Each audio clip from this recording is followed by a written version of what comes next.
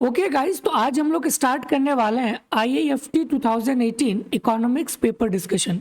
ये रहेगा पार्ट 1 और पार्ट 1 में हम डिस्कस करेंगे क्वेश्चन नंबर 1 से 10 तक। तो वीडियो को एंड तक देखना क्योंकि गाइस यहाँ पे डिटेल एनालिसिस करने वाले हैं क्वेश्चन नंबर 1 से 10 तक। ओके, तो चलिए गाइस हम लोग क्वेश्चन नंबर 1 से स्टार्ट करते हैं। यहाँ पे गिवन है कि write the gradient vectors of the following function, और यहाँ पे आपको गिवन है function equal to x square plus y cube plus z पे पावर 4, और यहाँ पे 4 ऑप्शन गिवन है। तो गाइज ये जो है ना gradient vector basically partial derivative with respect to x, with respect to y and with respect to z, इसी को हम लोग बोलते हैं ग्रेडियंट वेक्टर। तो गाइज सिंपल इसका पार्शियल डेरिवेटिव कर लो। तो अगर हम यहाँ पे del f by del x का वैल्यू निकालेंगे तो गाइज ये क्या आएगा 2x। Similarly del f by del y का वैल्यू निकालेंगे तो क्या आएगा 3y square, and del f by del z का वैल्यू निकालेंगे तो क्या आएगा 4z क्यूब। तो यही गाइस क्या बन जाएगा gradient vectors. Okay, gradient vector. तो सिंपल यहाँ पे आपको पार्शियल डेरिवेटिव निकालना है, जो भी यहाँ पे वेरिएबल आपको गिवन रहेगा। जैसे यहाँ पे 3 वेरिएबल्स गिवन था तो मैंने तीनों के रिस्पेक्ट पे इसको पार्शियल डेरिवेटिव कर लिए। तो del f by del x 2x, del f by del y 3y square, and del f by del z 4z cube. तो गाइज आप देख सकते हो कि ऑप्शन नंबर डी जो है बिल्कुल मैच कर रहा है। तो करेक्ट आंसर क्या हो जाएगा option number D. Okay okay guys, move to question number 2। Given है कि इंटीग्रेशन 2 इंटू ई पे power 2x plus 14x divided by 7x square plus 5 dx। ठीक है गाइस, हमें पता है ना कि ई पे पावर ax का इंटीग्रेशन क्या होता है ई पे power ax divided by a, मतलब ये जो कांस्टेंट है ना ये नीचे में आ जाता है डिनोमिनेटर पे। ओके, तो गाइज अगर हम इसका इंटीग्रेशन करेंगे 2 ई पे पावर 2x, तो गाइज इसका इंटीग्रेशन क्या होगा 2 तो कांस्टेंट है तो ये बाहर आ जाएगा। इंटीग्रेशन ऑफ ई पे पावर 2x मतलब ये कांस्टेंट है, तो गाइज इसका डेरिवेटिव क्या होता है डिवाइडेड बाय दैट कांस्टेंट। ठीक है, तो इसका गाइज इंटीग्रेशन आ जाएगा 2 इंटू ई पे पावर 2x डिवाइडेड बाय 2। तो ये 2 और 2 कैंसिल हो जाएगा, तो गाइज ये बच क्या जाएगा ई पे पावर 2x। तो इसका इंटीग्रेशन गाइज क्या आएगा ई पे पावर 2x। डन। अब गाइज हमें ये निकालना है कि इसका इंटीग्रेशन क्या होगा। ओके, तो गाइज सेकेंड पार्ट्स गिवन है कि 14x divided by 7x square plus 5। तो लेट सपोज ये जो डिनोमिनेटर है that equal to t assume कर सकते हैं। तो t equal to 7x square plus 5। तो गाइज अगर हम इसको डिफ्रेंशिएट करेंगे विथ रिस्पेक्ट टू x तो ये क्या बन जाएगा 14x, और ये तो कांस्टेंट है तो कांस्टेंट का डेरिवेटिव तो 0 आ जाएगा। डन। और गाइज हमें इसका इंटीग्रेशन निकालना था 14x divided by 7x square plus 5 into d x. तो गाइज इसको रिप्लेस कर दो 7x स्क्वायर प्लस 5, इसको हम लोगों ने क्या एज्यूम किया t, तो यहाँ पे आ जाएगा t। अब यहाँ पे रिमेनिंग गाइज क्या बच रहा है 14x इंटू डी एक्स। तो ये dx यहाँ चले जाएगा तो ये क्या बन जाएगा dt equal to 14x into d x. तो 14x इंटू डी एक्स इसके जगह में लिख सकते हैं dt, तो ये आ जाएगा dt। अब सिंपल इसका इंटीग्रेशन गाइज, तो 1/x का क्या होता है log x होता है, तो सिमिलरली 1/t का क्या होगा log t होगा। तो इसका इंटीग्रेशन हो जाएगा log t, सिंपल। और t का गाइज वैल्यू यहाँ पुट कर दो तो यहाँ पे आपको फाइनल इंटीग्रेशन मिल जाएगा। ठीक है, तो गाइज अगर हम इसका फाइनल इंटीग्रेशन लिखे इंटीग्रेशन 2 ई पे power 2x dx plus integration 14x divided by 7x square plus 5। और गाइस इसका तो वैल्यू हमें पता है, इसका वैल्यू आएगा ई पे पावर 2x, इसका इंटीग्रेशन आ जाएगा ई पे पावर 2x प्लस, और गाइस इसका वैल्यू आएगा log mod t। तो यहाँ पे लिख लेंगे log mod t, और t का वैल्यू क्या था 7x square plus 5, 7x square plus 5। अब गाइस ये इंडिफिनाइट इंटीग्रल है तो एक कांस्टेंट तो यहाँ पे आएगा, तो यहाँ पे आ जाएगा कांस्टेंट टर्म, सिंपल। ओके, तो गाइस आप देख सकते हो कि ऑप्शन नंबर ए जो है बिल्कुल मैच कर रहा है। ई पे power 2x plus log 7x square plus 5 plus constant term C. Okay, simple. बस आपको ये वाला फॉर्मूला पता होना चाहिए कि इंटीग्रेशन ऑफ ई पे पावर ए एक्स क्या होता है, ई पे power A X divided by A. तो गाइज हमें ये मिल गया। सिमिलरली इसको गाइज टी एज्यूम कर लिए, फिर इसको डिफ्रेंशिएट किए D T by D x, फिर रिप्लेस किए, देन हमें इसका इंटीग्रेशन आ गया। तो दोनों को ऐड कर दिए तो हमें फाइनल इंटीग्रेशन मिल गया, जो कि ऑप्शन नंबर ए के साथ मैच कर रहा है। Okay okay guys, move to question number 3। Given है कि the function z equal to, guys इसको अगर ओपन करेंगे तो क्या बन जाएगा, x square plus y square plus 2xy। और ऑप्शन नंबर ए में गाइज बोला गया कि ये लीनियर है। गाइज लीनियर का मतलब क्या, कि पावर 1 होना चाहिए, बट यहाँ तो पावर 2 है।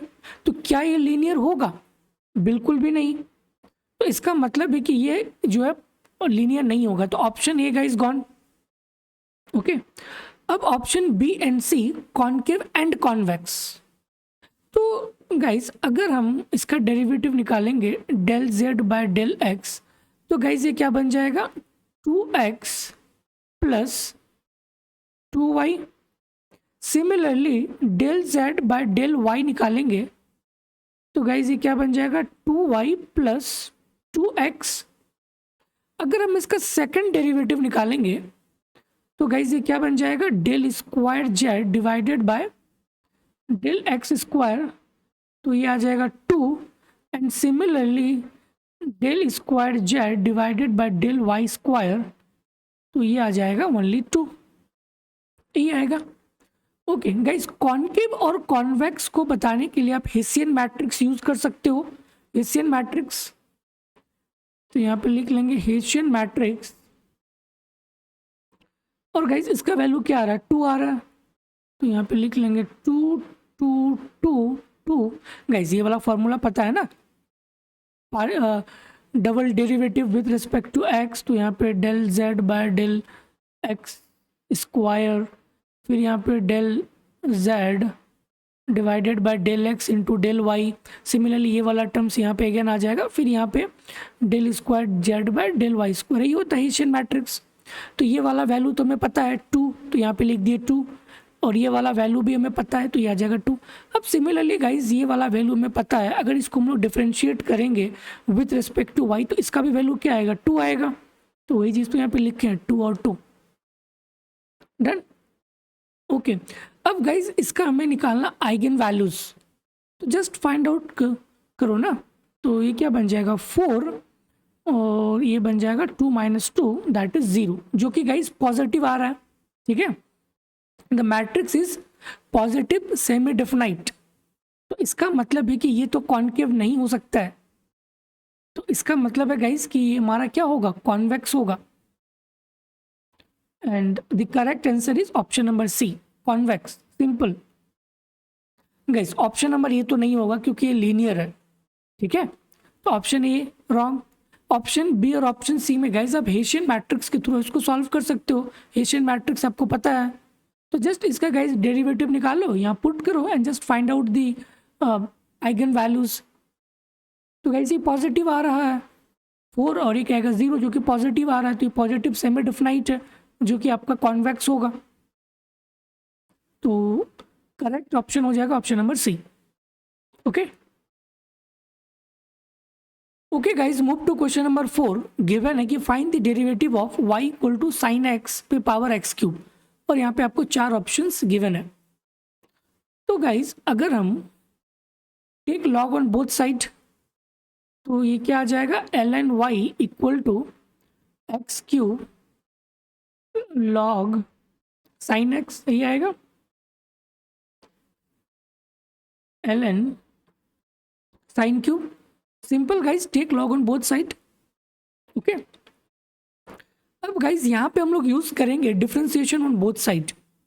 तो ये क्या बन जाएगा, 1/y dy/dx। गाइज इसको नेक्स्ट पेज में लिखते हैं। ln y equal to x square ln sine x सही आएगा ना, क्यूब थोड़ी ना यहाँ पे आएगा। ओके यही आएगा, यहाँ पे क्यूब है sorry. ln y equal to x cube into ln sine x. Done. अब हम लोग यहाँ पे यूज करेंगे डिफ्रेंसिएशन ऑन बोथ साइड, तो ये क्या बन जाएगा 1/y dy/dx। अब गाइज यहाँ पे भी x है, यहाँ पे भी x है, ठीक है। देन अब हम लोग यहाँ पे यूज करेंगे प्रोडक्ट रूल वाला डिफ्रेंसिएशन।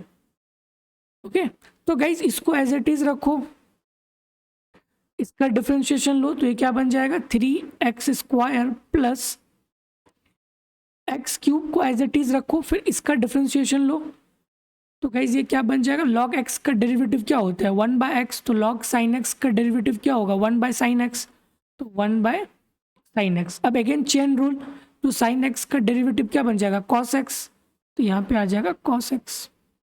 ओके तो इसको लिख सकते हैं dy/dx इक्वल टू, गाइज ये y है ना, तो ये y इधर आ जाएगा, तो y इंटू ये वाला टर्म आ जाएगा 3x² ln sin x plus x cube, और गाइज यहाँ पे गिवन है cos x divided by sin x, इसका मतलब है ये cot x होगा, तो ये आ जाएगा cot x। डन। और y इक्वल टू क्या है, ये वाला है sin x पे पावर x क्यूब, तो यहाँ पे लिख देंगे sin x पे power x cube into 3x² ln sin x plus x cube into cot x, यही आएगा dy/dx का value. Okay but guys answer में कहीं पे भी cot गिवन नहीं है, वो cos के टर्म में ही है, ठीक है। ओके तो dy/dx equal to sine x पे power x cube into x cube cot x, तो गाइज इसको लिख सकते हैं cos/sin, तो ये आ जाएगा x cube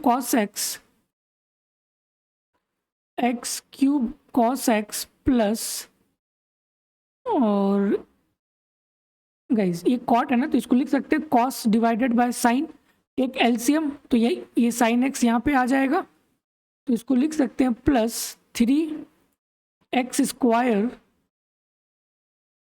sin x into log sin x, यही आएगा, और डिवाइडेड बाय sin x।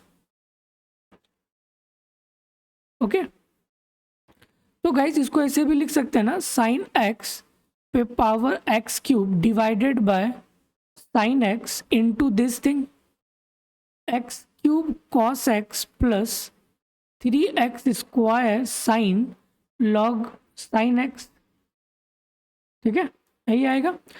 और गाइज ये सेम है तो ये ऊपर चले जाएगा, तो माइनस बेस सेम है तो पावर ऐड हो जाएगा, तो इसको लिख सकते हैं sin x पे power x cube -1 into x cube cos x plus 3x² sin x into log sin x, ठीक है। तो गाइस यही इसका क्या हो जाएगा फाइनल आंसर हो जाएगा। तो आप देख सकते हो कि ऑप्शन नंबर ए जो है बिल्कुल मैच कर रहा है, sin x पे power x cube -1 into x cube cos x plus 3x² ln sin x। Okay guys option B match कर रहा है, sin x पे power x cube cos x 3x² sin x, तो यहाँ पे भी तो sin x है, हाँ sin x into ln sin x। Okay तो करेक्ट आंसर हो जाएगा ऑप्शन नंबर बी, क्योंकि गाइज यहाँ पे sin x नहीं है, बट यहाँ पे तो गाइज sin x आया है, तो ऑप्शन ए तो नहीं होगा, तो option B is the correct option होगा। ओके तो जब भी गाइज इस टाइप के पर्टिकुलर क्वेश्चन आ जाए तो आपको इस अप्रोच के साथ सॉल्व करना है। Okay simple, take log on both side, फिर उसके बाद सिंपल डेरिवेटिव कर लेंगे, देन हमें वहाँ पे dy/dx का वैल्यू मिल जाएगा। Okay guys, move to question number 5। Given है कि compute the area of a region enclosed by the graph of the equation y equal to x square and y equal to x plus 2। Okay, तो guys y equal to x plus 2 अगर इसका graph बनाए तो कुछ इस प्रकार का होगा, जस्ट रफ ग्राफ, लीनियर होगा। और गाइज ये y equal to x square, तो y equal to x square something like this होगा। तो इसका जो एरिया है ना, ये वाला हमें फाइंड आउट करना है। The area of region enclosed by this graph of equation, मतलब ये वाला एरिया हमें फाइंड आउट करना है कि ये एरिया क्या होगा, 5/3, 9/2, 8/5 या फिर नन ऑफ द अबव। ये एरिया हमें फाइंड आउट करना है। ओके, एक ग्राफ गाइस जस्ट रफ है। ओके ओके, तो गाइज आप देख सकते हो इस पॉइंट पे, ये वाला पॉइंट हम कब निकाल सकते हैं, जब ये दोनों लाइन को इंटरसेक्ट करवाएंगे। इंटरसेक्ट का मतलब ये दोनों लाइन इक्वल होनी चाहिए, ठीक है। देन हमें ये वाला पॉइंट मिल जाएगा, सिमिलरली ये वाला पॉइंट भी मिल जाएगा। ओके फाइन, तो गाइज यहाँ पे गिवन है कि y equal to x plus two और दूसरा लाइन है y equal to x square, y equal to x square. तो गाइज y की जगह में एक्स स्क्वायर लिख लेंगे, तो ये क्या बन जाएगा, x square equal to x plus 2। तो x square minus x minus 2 equal to 0। अब गाइज इसका फैक्टर ले लेंगे, तो ये क्या बन जाएगा, x minus 2 into x plus 1 equal to 0। तो यहाँ से 2 पॉइंट आएगा, एक आएगा x इक्वल टू -1 और दूसरा आएगा x इक्वल टू 2। तो जब x इक्वल टू -1 पुट करेंगे, मतलब लेट सपोज कि ये वाला पॉइंट -1 है और ये वाला पॉइंट 2 है, तो इस पॉइंट पे गाइस हमें वैल्यू मिल जाएगा, सिमिलरली इस पॉइंट पे भी हमें वैल्यू मिल जाएगा। डन। तो यहाँ से 2 पॉइंट आ गया, -1 और 2। ओके ओके, बट गाइज हमें ये वाला रीजन निकालना ना, ये वाला एरिया, दिस एरिया हमें निकालना है। तो क्या हम ये बात बोल सकते हैं कि integration of the top curve, ये आपका टॉप कर्व है and this curve is bottom curve. Okay, तो गाइज एरिया क्या होता है, summation of all this area, ठीक है। समेशन का मतलब इंटीग्रेशन, तो integration of top area, top curve minus bottom curve, ठीक है। और गाइज लोअर लिमिट क्या है, -1 to 2, तो यहाँ पे लोअर लिमिट लगा लेंगे, -1 से लेकर 2 तक जाना है। और टॉप कर्व तो गाइज आपको पता है, बॉटम कर्व भी पता है, तो जस्ट यहाँ पुट कर लेंगे, इंटीग्रेट कर लेंगे, तो हमें ये वाला एरिया मिल जाएगा, ठीक है। क्योंकि गाइज ये जो एरिया है इसका टॉप क्या है, ये वाला ना, मतलब x प्लस 2, बॉटम क्या है, ये वाला एक्स स्क्वायर वाला, तो जस्ट यहाँ पे पुट कर देंगे। ओके, तो गाइज यहाँ पे लिखेंगे कि जो एरिया है between this point equal to integration of -1 to 2 top curve guys क्या है, x प्लस 2 है, तो यहाँ पे लिख लेंगे x plus 2 minus bottom curve क्या है, एक्स स्क्वायर, तो यहाँ पे आ जाएगा x square into d x. अब सिंपल इसका इंटीग्रेशन तो कर ही सकते हो, तो यह आ जाएगा -1 to 2। गाइस इसको लिख सकते हैं ना, -x² प्लस x प्लस 2, तो यह आ जाएगा -x² plus x plus 2 into d x. Done. तो गाइस इसका इंटीग्रेशन कर लेंगे, तो -x³ divided by 3 plus x² divided by 2 plus 2x। अब यहाँ पे आ जाएगा -1 से लेकर 2 तक। तो guys upper limit minus lower limit, तो यहाँ पे जस्ट एक बार 2 वैल्यूज पुट करो, माइनस लोअर लिमिट, तो इसका वैल्यू आपको मिल जाएगा, ठीक है। तो इसको गाइस खुद सॉल्व कर लेना, तो इसका वैल्यू आपको आ जाएगा 9/2, ठीक है। तो करेक्ट आंसर हो जाएगा ऑप्शन नंबर बी, 9/2, सिंपल। ओके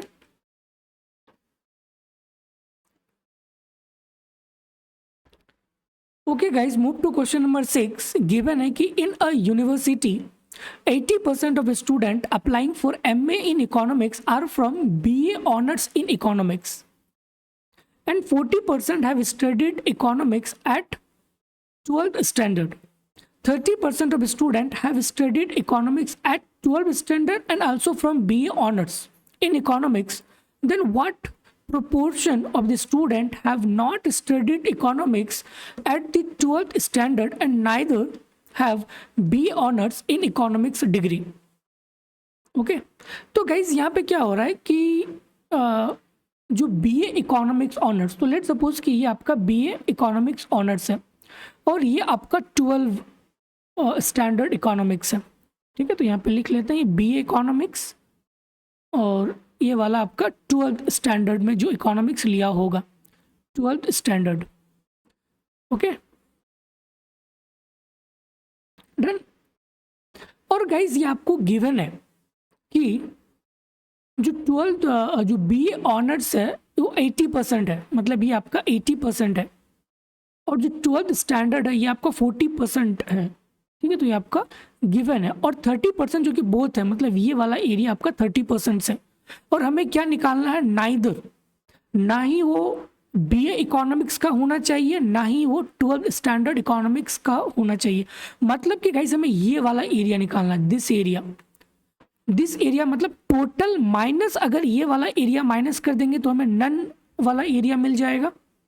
ठीक है, तो गाइस इसको पहले सॉल्व करते हैं फिर आपको समझ में आ जाएगा। ठीक है, तो लेट सपोज कि यहाँ पे probability of A equal to कितना है, 80%, मतलब 0.8 और ये बेसिकली इंडिकेट करता है कि from BA economics honours, from BA economics honours.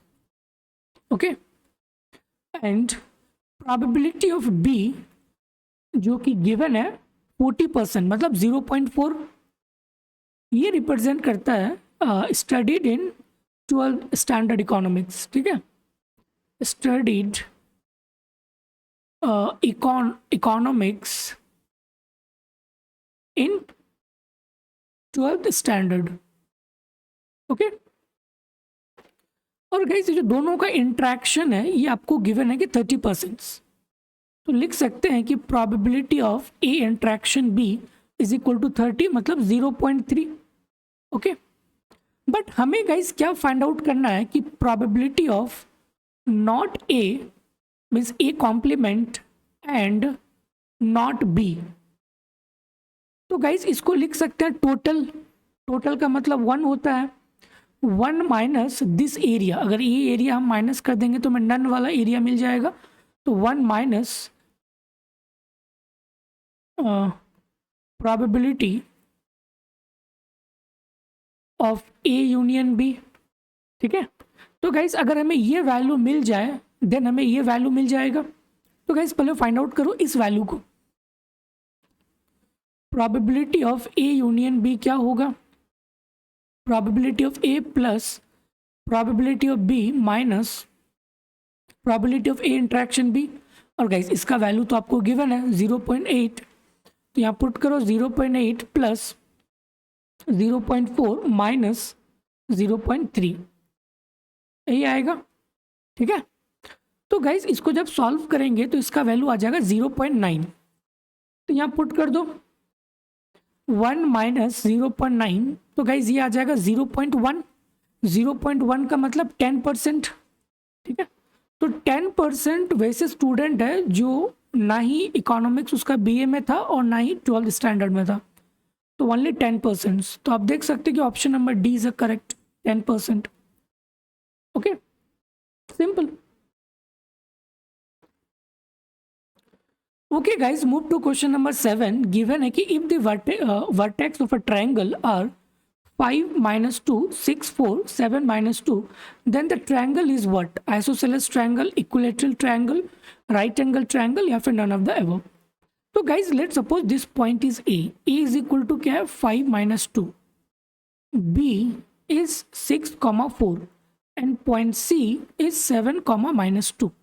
Okay, तो गाइज इसका डिस्टेंस फाइंड आउट करो AB by using the distance formula। तो गाइज ये क्या बन जाएगा, 6 माइनस 5 का स्क्वायर प्लस 4 माइनस ऑफ -2, मतलब ये +2 का स्क्वायर।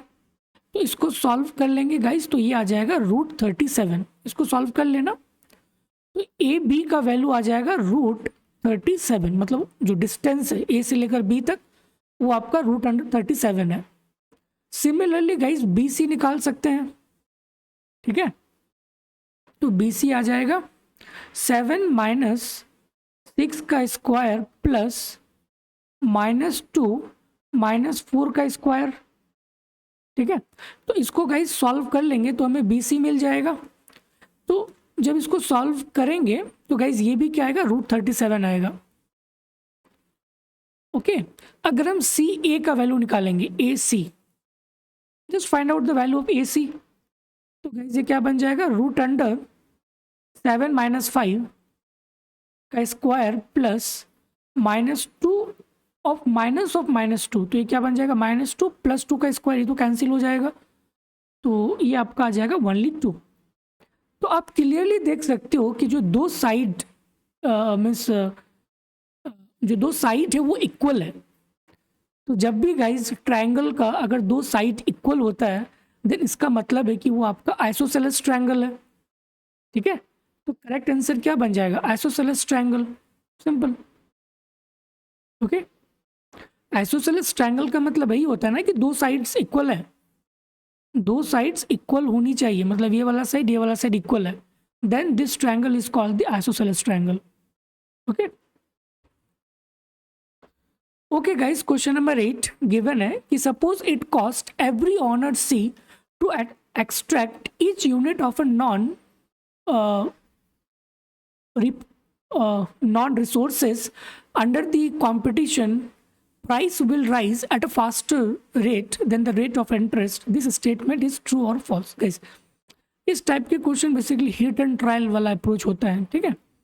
तो इस क्वेश्चन में बेसिकली बोला गया है कि लेट सपोज कि अगर आप लेट सपोज गाइस कि एक कोई इंडिविजुअल है और इसके पास रिसोर्सेस है जो कि नॉन रिप्लेनिशेबल रिसोर्सेस है। ओके, तो लेट सपोज कि जो पर्सन है इन्वेस्ट करता है बैंक में इन्वेस्ट करता है और वहाँ से जो उसे इंटरेस्ट मिलता है दैट इंटरेस्ट इज 5%, ठीक है, दैट इंटरेस्ट इज 5%। और इसके पास एक रिसोर्सेस है, लेट सपोज कोल, ठीक है, कोल एक रिसोर्सेस है। अगर इसका जो प्राइस है स्लोअर देन दी 5%, अगर इसका जो प्राइस है अगर ये लेस देन 5% है, तो गाइस क्या ये कोल को प्रोड्यूस करेगा? बिल्कुल भी नहीं। तो ये जो कोल का जो आउटपुट्स है ये तभी प्रोड्यूस हो सकता है जब इंटरेस्ट रेट ग्रेटर देन 5% होगा, क्योंकि गाइज इसके पास एक ऑल्टरनेटिव मेथड भी है कि ये जो अपना पैसा बैंक में दे सकता है, क्योंकि बैंक में ज़्यादा इंटरेस्ट है और यहाँ पे जो है लेस देन 5 है, ठीक है।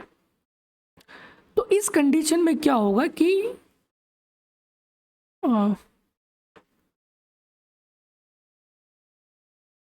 प्रोडक्शंस विल बी लेस, ठीक है।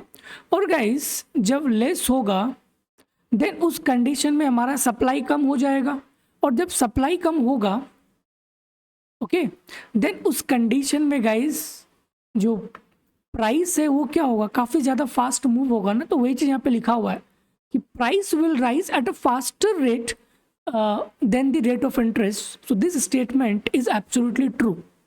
गाइस काफ़ी सारे एग्जाम्पल है, आप खुद सोच सकते हो, ठीक है। अब दूसरा एग्जाम्पल भी यहाँ पे दे सकते हो कि लेट सपोज कि मैं कोई पर्टिकुलर गुड्स को गाइस प्रोड्यूस कर रहा हूँ और मुझे 100 रुपया लगता है इस पर्टिकुलर गुड्स को बनाने के लिए। अगर हम इसे मार्केट में बेचते हैं लेट सपोज 120 रुपया में, 120 में, ठीक है, फाइन। तो अगर हम इंस्टेंटली बेचेंगे तो हमें 120 रुपीज़ मिलेगा, बट अगर लेट सपोज कि अगर हम आफ्टर 1 ईयर इसको बेचते हैं तो हमें 125 रुपीज़ मिलता है, ठीक है। बट ये जो 125 है ना, ये अगेन आपका डिसाइडेड होता है इंटरेस्ट रेट, इंटरेस्ट रेट से कि अगर इंटरेस्ट रेट कम है या फिर ज़्यादा है, लेट सपोज कि अगर इंटरेस्ट रेट ज़्यादा है तो फर्म्स क्या करेगा गाइज, इसका जो आउटपुट है वो कम कर लेगा ताकि इसका प्राइस इंक्रीज हो जाएगा, और जब प्राइस इंक्रीज हो जाएगा तो इसका जो प्रॉफिट है ये भी क्या हो जाएगा, इंक्रीज हो जाएगा। तो वही चीज़ यहाँ पे आपको बोला गया है, ठीक है। तो स्टेटमेंट बिल्कुल सही है, दिस स्टेटमेंट इज ट्रू। काफ़ी सारे एग्जाम्पल आप खुद सोच सकते हो। Okay, question number 9 guys given है कि the total cost of a firm is given by TC equal to 8000 plus 100 Q minus 500 Q square plus 2/3 Q square. Q आपका आउटपुट लेवल है। At the level of output marginal and average variables are equal. तो at what level, किस level of output पे आपका marginal और average variable जो cost जो वो इक्वल होना चाहिए। तो गाइस सिंपल है, पहले इसका मार्जिनल कॉस्ट फाइंड आउट करो, फिर उसके बाद एवरेज वेरिएबल कॉस्ट को फाइंड आउट करो, फिर दोनों को इक्वल कर लो तो वहां से हमें क्यू का वैल्यू मिल जाएगा। ओके, तो गाइस ये टोटल कॉस्ट गिवन है, तो ये आपका क्या है, वेरिएबल कॉस्ट। तो वेरिएबल कॉस्ट इक्वल टू क्या है, 1000 Q minus 500 Q square plus 2/3 Q cube, यही आएगा। तो अगर मुझे एवरेज वेरिएबल कॉस्ट निकालना है तो एवरेज वेरिएबल कॉस्ट क्या होता है, variable cost divided by output. तो इसको आउटपुट से डिवाइड कर देंगे, 100 Q minus 50 Q square plus 2/3 Q cube divided by Q. तो हमें क्या मिल जाएगा, AVC आ जाएगा। तो AVC इक्वल टू क्या बन जाएगा, 100 क्यू 1000। गाइस इसको जस्ट टेक इंडिविजुअली, तो क्यू क्यू कैंसिल हो जाएगा। सिमिलरली ये वाला माइनस 50 क्यू, तो ये आ जाएगा minus not 50 sorry 500 minus 500 Q, और ये आ जाएगा 2/3 Q square plus 2/3 Q square, ये आएगा। ओके, तो गाइज ये तो एवरेज वेरिएबल कॉस्ट निकल गया, बट अब हमें क्या निकालना है, मार्जिनल कॉस्ट। तो टोटल कॉस्ट तो हमें पता है, टोटल कॉस्ट आपका है ये वाला 8000। गाइज मैं इसको एक बार इरेज करता हूँ। तो अगर इसको हम लोग डिफ्रेंशिएट करेंगे टोटल कॉस्ट को विद रिस्पेक्ट टू क्यू, तो हमें क्या मिल जाएगा, मार्जिनल कॉस्ट। तो मार्जिनल कॉस्ट क्या आ जाएगा, 1000 minus 1000 Q plus 2/3 into 3 Q square, यही आएगा। 3 कैंसिल, तो ये आ जाएगा 1000 minus 1000 Q plus 2 Q square, ठीक है। तो यहाँ से मार्जिनल कॉस्ट का वैल्यू आ जाएगा, marginal cost equal to 1000 minus 1000 Q plus 2 Q square. Okay, और दोनों इक्वल है, गिवन है कि marginal cost and the average variable cost are equal.